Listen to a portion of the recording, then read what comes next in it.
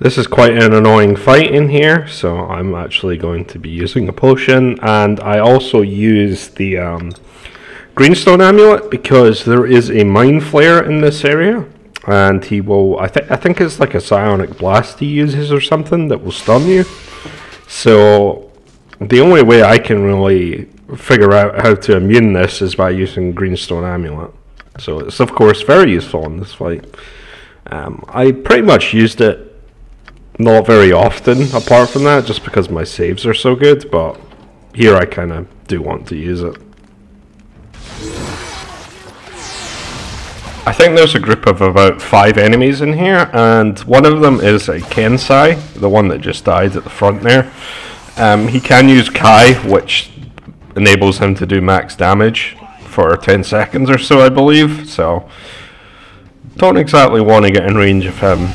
Although this guy here, I kind of do kite a bit as well because he is quite tanky. I can't seem to hit him very often, and I end up just using arrows on him and then coming into melee after I summoned. So after using arrows of detonation, it wasn't too bad in order to take these guys out.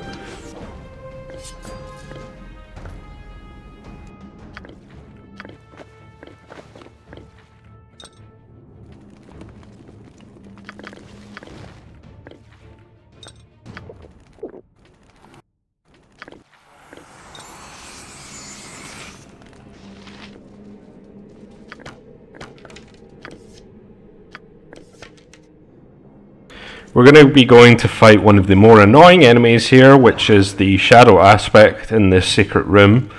This is the code combination that we got from the prologue. So you'll just need to hit the holes in the wall here in the specific order.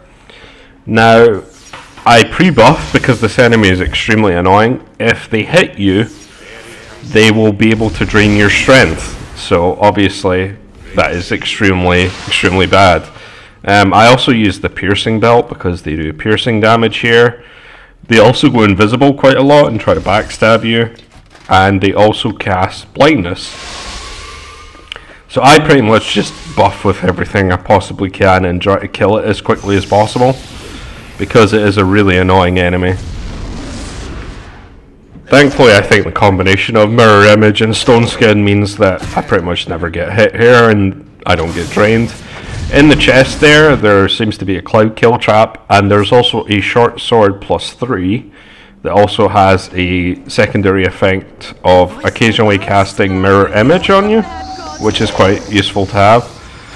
So this is another enemy that I'm kind of glad to keep the buffs running for, but there's a couple summons here that hit very hard. I think they do crushing damage, but I just try to kill them as quickly as possible at this point, basically. You need to kill this enemy for the ward stone. I think this is pretty much required.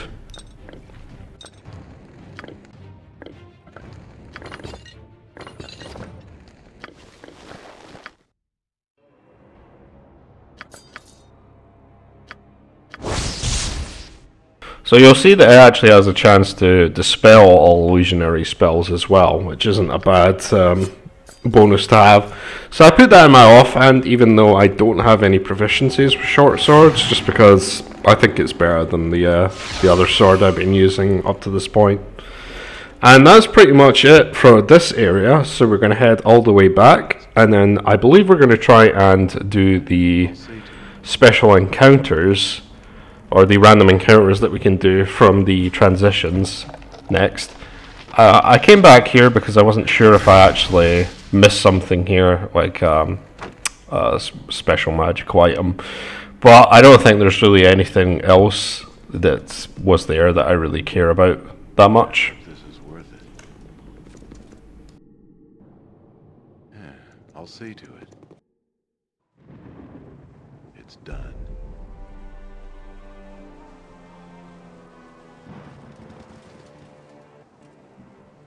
So I go and transition to the next area. We do get a random encounter, but it wasn't the one that I was actually hoping for.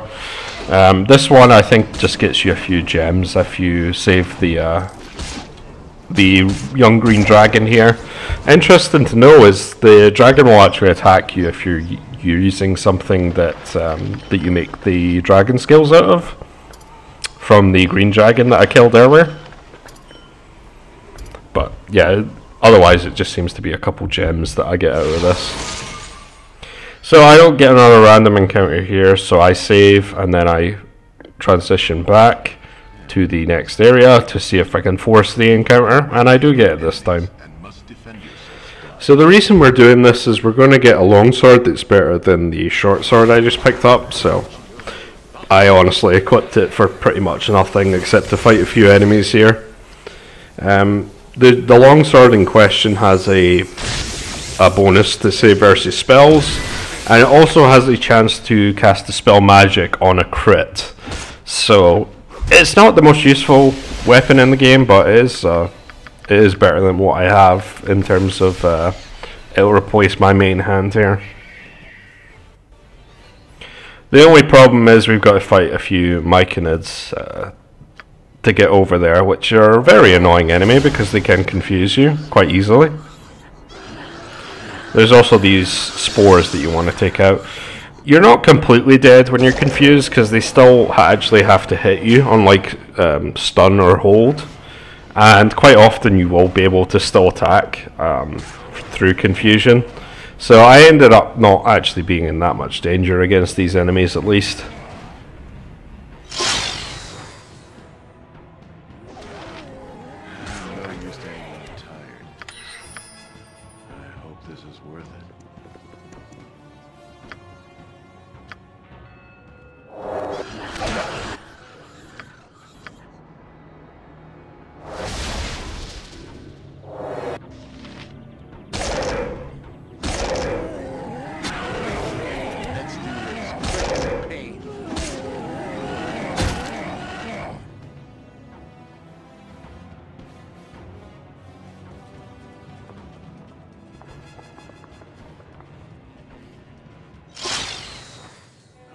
This is worth it.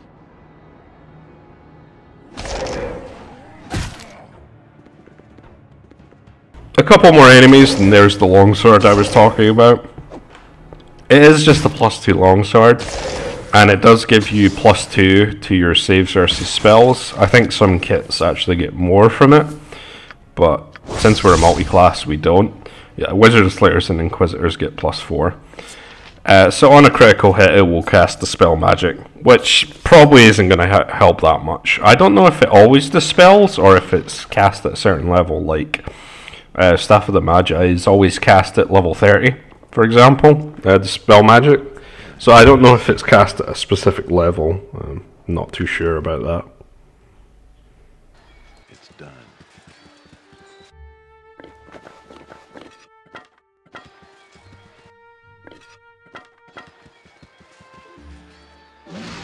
Let's do this.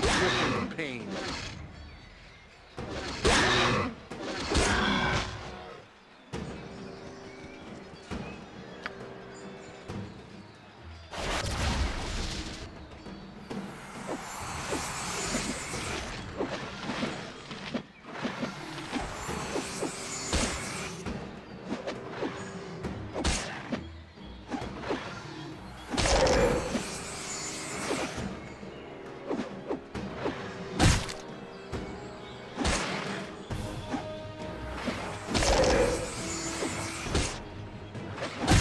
So we've got a teleporter here. You need the ward stone from the previous temple in order to actually use this.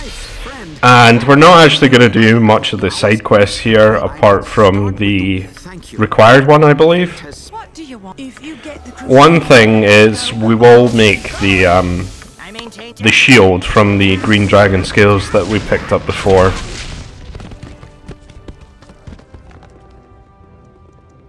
Shut up, shut up, shut up, shut up, shut up, shut up! And the negative energy can find the scroll and return to me as quickly as you can. So we need to go to the Crusader camp in order to kill one of the enemies and be able to take the scroll that was talked about. If you freed the dwarves before, you can just easily go in here by mentioning that. But I've noticed that it's kind of annoying because the enemies will will aggro to you sometimes if you try to kill this guy. So I end up quick saving and then trying to stun him. It does work the first time, so I was pretty lucky in that regard. So I was able to stun him, and then he actually has a wand paralyzed on him as well, and then was able to get the scroll that I was talking about. And no one else seems to have noticed, so that's all that we need to do. So we'll be able to just hand this in, and then we'll be able to do the last fight of this chapter pretty much before heading over to chapter 10.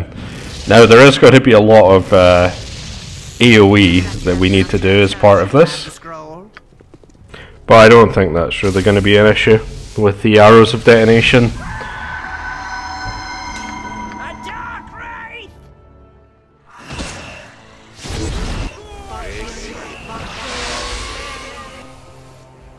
This is the point where I make that shield that I was talking about, but I don't think I'm really going to have much use for it.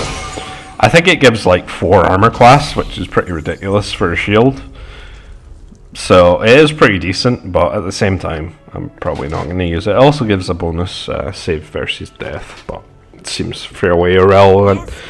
So I go out to the outside area here, and I pretty much start the fight as soon as I can. There is some side quests around here that you could potentially do, but I just decide to skip them. I don't need the experience anyway. And this is the point where I actually use the unalloyable speed, because there's going to be a lot of enemies that we're going to have to fight against. They're not really going to be too much of a concern with all the arrows that I have. This is why having quite a lot of them stored up is really useful. Bridgefort!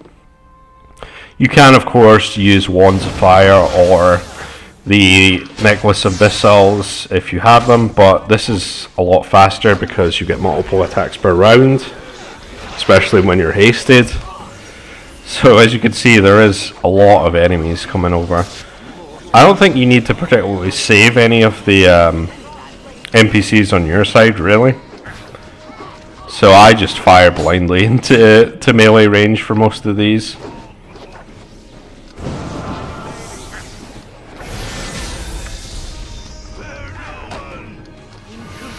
I do kind of hang back after I take some more damage.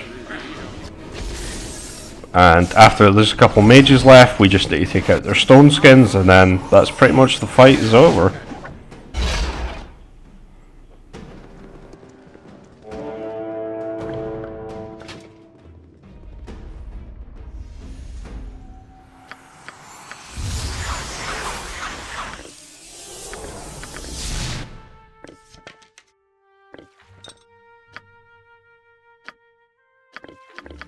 I do spend some time picking up all these potions. There are some useful ones like potions of power, heroism, and stuff like that, but nothing too amazing here.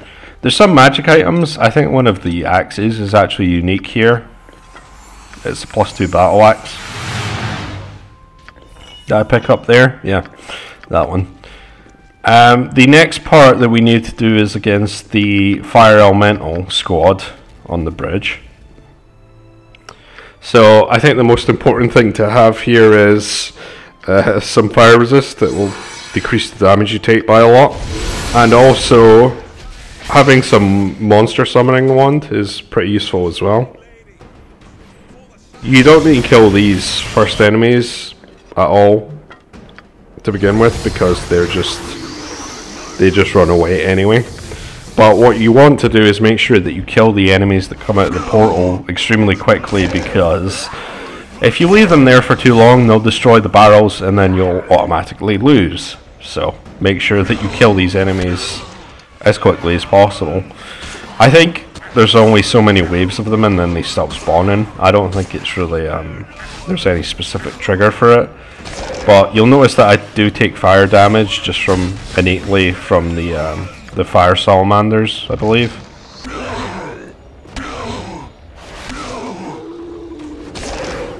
Other than that, it's not too difficult. I'm still hasted from the fight before, and eventually, after you kill enough, the portal will close, and then you can pretty much finish the chapter after that.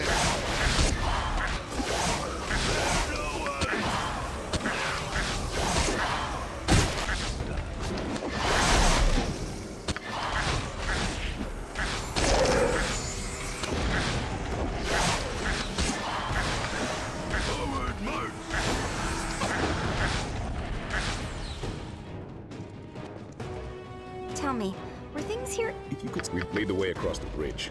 The rest of us will follow. You are welcome in my sight.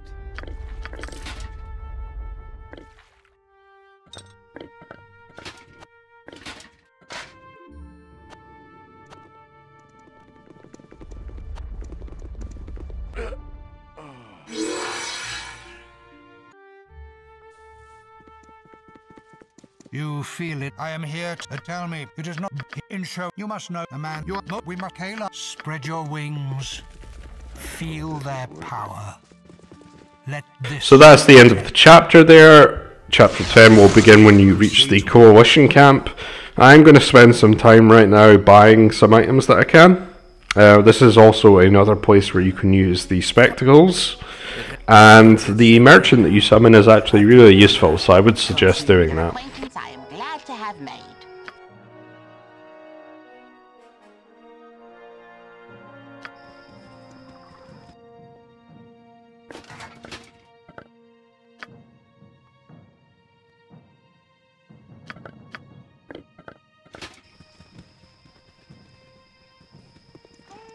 So over here we can summon this merchant I was talking about. He has some special items that you may as well buy at this point. Some interesting items, of course. There is a casting wizard hat, but honestly it's probably not worth it for me. I'm pretty much never casting in Siege of Dragonspear. What we can get from this regular merchant is the composite longbow +2. There's also 5 more hours of detonation we can just buy. Obviously they've restricted the amount that you can buy by this point, because they are just so overpowered. There's also this belt that does more slashing damage, but it's only 10%. So I wouldn't say that that's worth it really. You're doing like 1 to 2 more damage on every swing probably. It's not that great. Well, probably closer to 2 every swing. There's a movement speeds scimitar that you can get. There's a belt that has luck on it, which is constant, which is decent. But the main things we want to buy is this ring here. The fact that it gives you permanent chant is really strong, and the amulet of protection +2. I am a bit short on money right now, so I do sell off some stuff. But yeah, pretty much the ring of purity is really good because it gives you hit points, it gives you chant permanently, which is a good buff to have, and it gives you the additional armor class against evil creatures, which is pretty much everything that you fight, I believe. The dead shot is outclassed by the composite longbow +2 that I bought. I know that I'm not really using the bow too much, mostly for the arrows of detonation, and the fireball always goes off, so I'm not sure how useful that is really, but I got it anyway. I brought the amulet of protection +2 so we could swap around the guard's ring. We're going to get another ring that is better later on, so it is something to keep in mind. So instead of doing this setup here, which was what I was originally going to go with, I substitute out the guard's ring +2 and then use the amulet of protection +2 instead. Because of that, I do lose out on the bless buff from the amulet I was wearing before, but I don't think it's as useful as having the other ring that we're going to have eventually. And that's it for chapter 9. So next time we're going to be starting chapter 10.